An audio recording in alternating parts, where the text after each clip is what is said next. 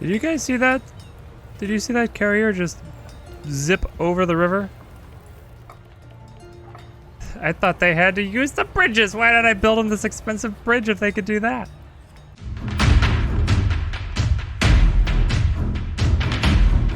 We are back with our Let's Play of Patron, and I need to remember not to zoom in. Any closer zooming in than this, and the frame rate just drops off into the trash can. Hopefully that gets optimized soon. The developers have been extremely proactive. We are now on update 3 for the game. A lot of really cool things to experiment with, but mostly we are looking forward to reaching out to grab hold of some of the end game features here. Let's see what we are able to research. Hey, we can now turn our watchtowers, our little tiny watchtowers, into full-on guardhouses. So, look at this, the radius of the guardhouse compared to the watchtower now.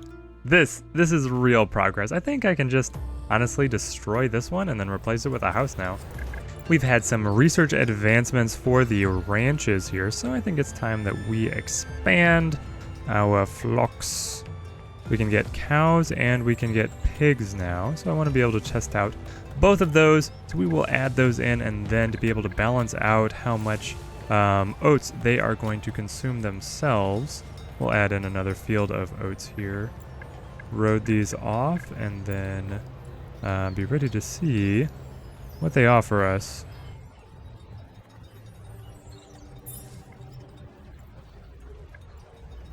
Pigs and cows, here we are. So, you always get the 2 animals for free in the beginning. Pigs are requiring consistent upkeep, eating the oats, and providing a lot of pork. So we are going to add in a few adults and a few young to be able to start the herd out with 10. Honestly, we're rich. We can bump this up. Get the herd started right, up to 20. Cows, you cannot keep very many cows. Only 12 within the max-sized ranch that we have set up here. Ooh, these actually give us leather. Okay, so that is another way to get leather besides just the huntsman. So let's again start off this herd. Put them up to 10 animals here, and they're producing milk and beef. And both of these guys, yeah, they eat about 600 oats, which is about the production of this new field. And I think between all of these, we have 3 oat fields right now. 1, 2, and 3. Yes. Ooh, traffickers. We've rescued more of the natives and incorporated them into our settlement. Love to see it. I think that I want to be able to connect the roadway over here. Be able to join this up. And then I think that I want a... where are you? I want a depot over here. The depot can both service the housing development that we have expanding over here and these ranches. And then I liked building the ranches off to this side because it kind of leaves more of the fertile soil for the actual orchards and crops. Because the ranches don't care about the quality of the soil. They just need to feed the animals and pen them in.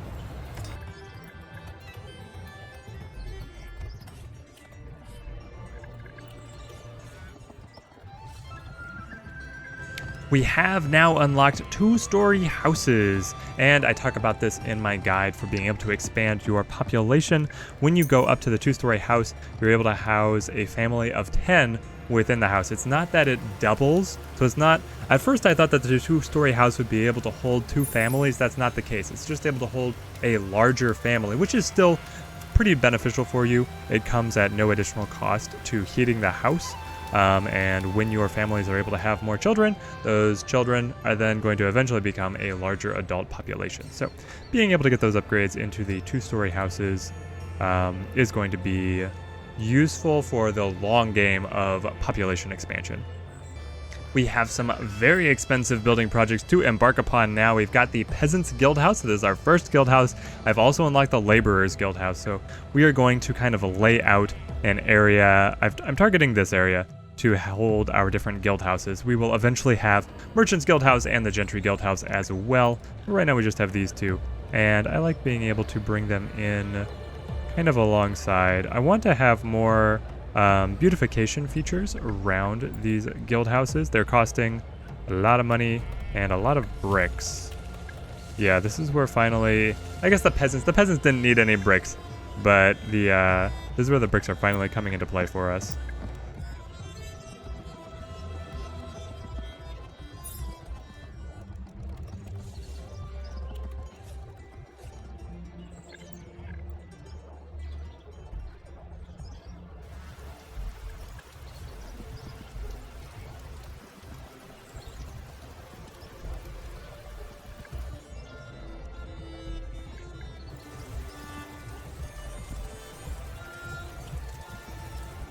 Guildhouses have been constructed, and I'm gonna cheat on the frame rate just so that I can get in close here.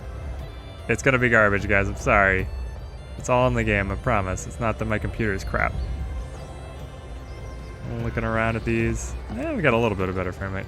Oh, it looks like it adjusted, maybe? Okay, here. We're better now. Let's take a nice look at these guildhouses. Frame rate's still all over the place. All right, but there, we got to see them. They look pretty impressive. So they do not require anyone to operate them. They are just going to give you a little bit of coin. They promise to give you a little bit of coins based on how many of each class of citizens you have in your village. But they don't show you what their income is either. And so far my experience is that if the game is not showing you that you're getting something, you might not be getting it at all. I don't know. They are still a sign of our progress. We have... where is it? 105 peasants and 25 laborers currently, and 2 merchants. So we are progressing as a society. I want to be able to grab the gold mine and the mint here. That seems like a very powerful combination for being able to give us basically unlimited budget, and then we can buy whatever we possibly want for the rest of the game. At least that is my hope. Gonna test that out. And we have really good zones of where we can mine for ore. Like, this is all ore rich, so there's plenty of space to be able to put down more mines. This area is hardly developed at all, so looking forward to putting a little bit more development over there and seeing what benefits we can get. We just have to research them first. But as it is, look at this. Our town is becoming a sprawling expanse. I love it. Food is actually coming out a little on the short side, so we are going to want to find more space for a few more farms, I believe. Figure out what other crops we want to raise here. So let's throw down a field right here and a partner field right here. Get these set off, and then I think these will become vegetable fields. We'll find some high yield vegetables and just kind of let them sit. They're both going to go into pumpkins. You get 720 pumpkins per field. Being able to grow wheat would give you a little bit more. 864. The more variety we have, the better for our villagers. And I've also established these 2 new orchards. I did plums and grapevines here because I know that those are the base fruits for being able to get different types of alcohol later on, which is going to provide luxury resources for some of these higher classes of citizens. Let's see. Are we lagging behind in terms of candles? Do we have any tobacco right now? We used to. It looks like we do not have a current tobacco field, so let's throw down one of those as well for the laborers. Be able to keep them happy. This zone looks pretty good. Our population is absolutely booming at this point. We have 44 free workers, and everything else is staffed to the extent that I want it to be staffed. This is great. Okay, tobacco over here. Nope, not flowers. Tobacco. Hopefully it doesn't plant flowers for one season and then go to tobacco the next one, but I guess that's fine. Flowers are good for the peasants. The peasants love the flowers. And we are getting the mint, so time to be able to establish our gold mine. Let's see here. And this whole area is open for construction. So production, gold mine, this is at the very top. All right. If we lay it down, I want that 100% efficiency on this gold vein. We're gonna take it for all it's got. Here we are, we have the gold mines. We're able to get the normal mining upgrades here. And then let's go ahead and throw down these expansions. Be able to get all the gold that we can. Harvest the island for its gold. Here we go. And now we just got the mint as well. So I believe that I was establishing my industry buildings kind of over in this zone. Is there another spot that I want to start setting up for industry? No, I like this. Okay. Oh, that's cool. You get to see the gold coming out of the back. Do you guys see that? I hate that the frame rate is crapping. Okay, but there. You get to see the pouring of the gold.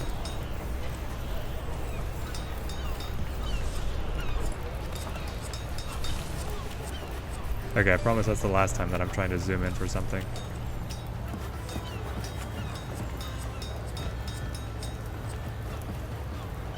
The mint is here. Gold, coal, and iron goes in, and coins come out. Every worker, let's see. I get, oh, what am I short on? Bricks? I'm actually short on bricks for once. I felt like that was kind of a bottomless supply, but yeah, that will increase our production. 600 gold per worker. Well, let's get a few workers then. I wonder if I'm going to want to, I probably will. Let's set up another coal mine if this is going to be demanding even more coal. So again, making sure that we fit within the desired zones, and then grab a coal mine right here. Spin him around.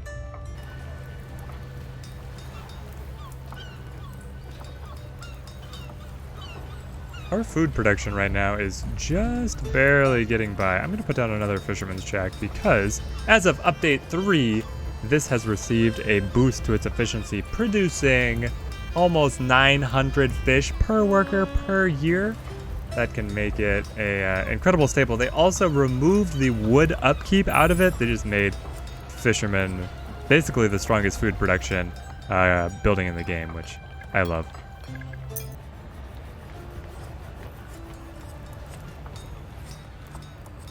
Did you guys see that? Did you see that carrier just zip over the river? I thought they had to use the bridges. Why did I build them this expensive bridge if they could do that?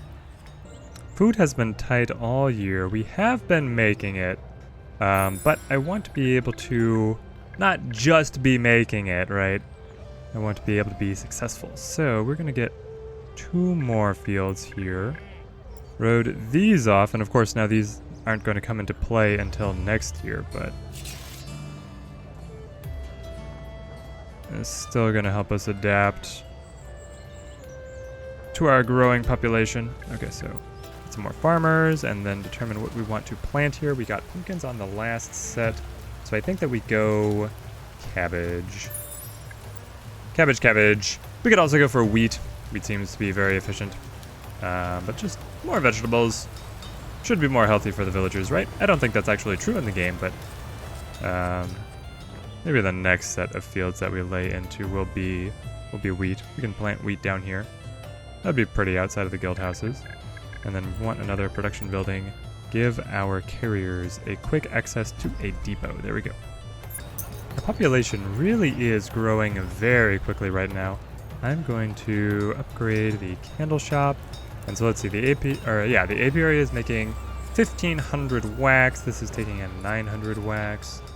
So that should all be fine to be balanced out. Be able to get just a few more candles out for upkeep because candles are important, I believe, for the guardhouses. The guardhouses use candles? Yes, they do. And safety is of our utmost priority after we've learned from the riots earlier on in our founding. Alright, harvests are starting to come in and food is finally looking a lot better with a lot coming into stock here. I want to add one more ranch here. Let's figure out what kind of ranch do we want. So the cattle ranch produces about 1,500 food a year. The pig ranch produces 4,000 food a year. Okay, so it looks like pigs are winning out far and away. Yep, and it is. The winner goes to the pigs. We keep more pigs. And then, again, I mean, we're rich. Let's start off this herd to be healthy, wealthy, and wise. Pick them up to about, 24 pigs. That will allow them with any offspring that they do have, because your ranches kind of follow the natural life cycle of the animals that they are keeping. Cult activities. Well, I don't want any citizens to disappear, so we will mark this.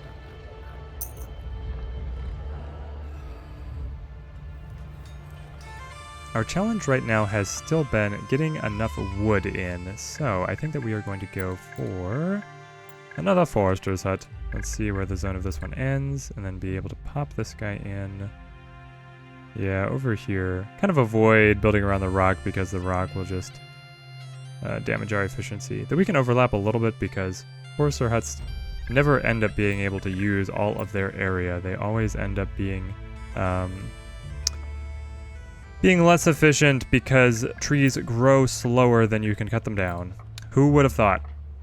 Well, we have been in a pinch for a number of different resources, but we are still going to upgrade to the Royal Hall here. Every 5 years, we've been able to hit the upgrade for the Central Town Hall, and this episode will be no exception. We will make it. I certainly hope that the addition of 2 extra forester's huts is going to be providing enough lumber to kind of keep us running. We might need to get another sawmill going to be able to provide all the firewood that we require. And I would like to set up kind of a new zone for industries. It might actually be over here. Let's go sawmill and then grab the depot right next to it if this is going to be a industrial expansion to this side, because it's not really encroaching with the riverbank here, and honestly this becomes so narrow I don't know if I want to continue farmland over here. I think I want to get a bridge over and hop into this zone for additional farmland. And this as well, that could be kind of fun with a couple bridges spanning across in different areas. I like that idea. But now that we have the sawmill, let's get it working for us. Do not want to run out of firewood. Running out when you're in like the early spring doesn't feel so bad. Running out in the beginning of winter feels very bad. Very, very bad. And I think part of it is that the guardhouses are burning a lot more. Let's see. We also, looks like we want to get some more candles. Okay, candle shop. I wonder if I actually need more candles, or if we were to provide some other luxury resource for the laborers, if that would make them happy. We got this distillery. We're trying to make cider. We're making the cider for the merchants. Okay. We could get another distillery and have that distillery make, say, beer or brandy. I don't know. Or just get another candle shop. I mean, we're already set up to be able to produce good for candles. Let's do that.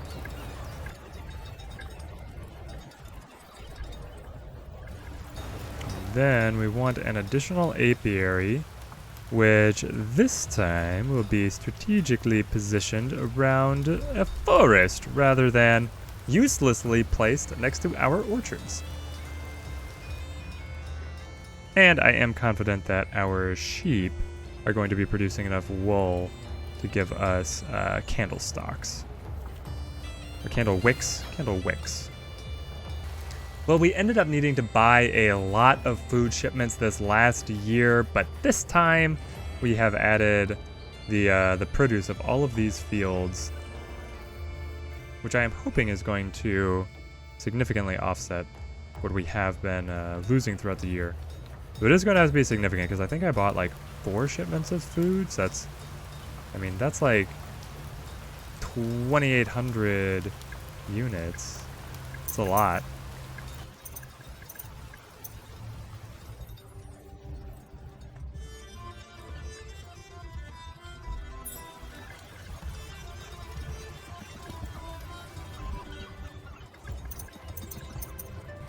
As far as I am aware, there's no mechanic of overfishing your waters.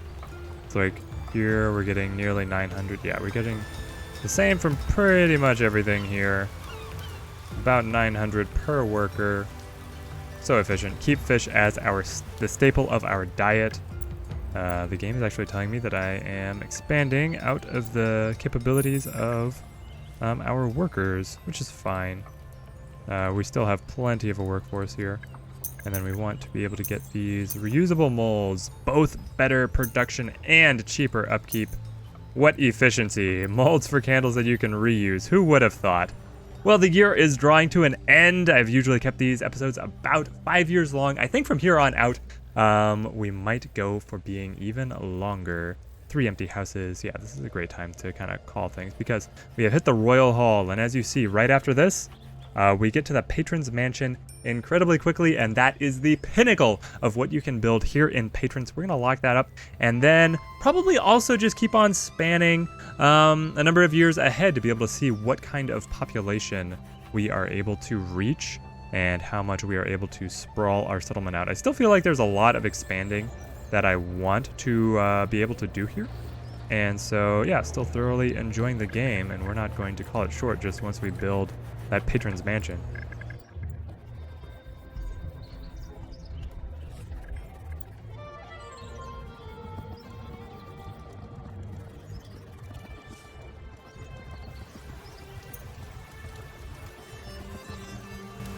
The harvests have all come in, and it looks like a much more bountiful harvest than we have ever had on years previously.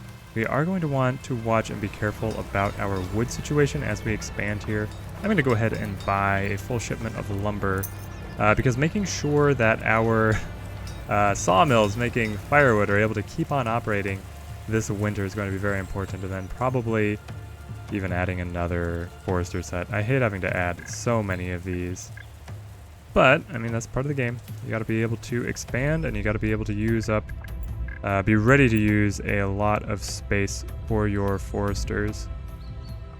Here is the full aerial view of our town after year 20. A big milestone for us. There's definitely still struggles, definitely still balancing that we need to do for the economy, but we have made it here and we are still going strong. Rather than having been destroyed by any winters or other disasters, we have actually not had too many disasters. I'm curious how often those strike and what else the game has to potentially throw at us. We had one fire. That was it. That was it. It wasn't too bad.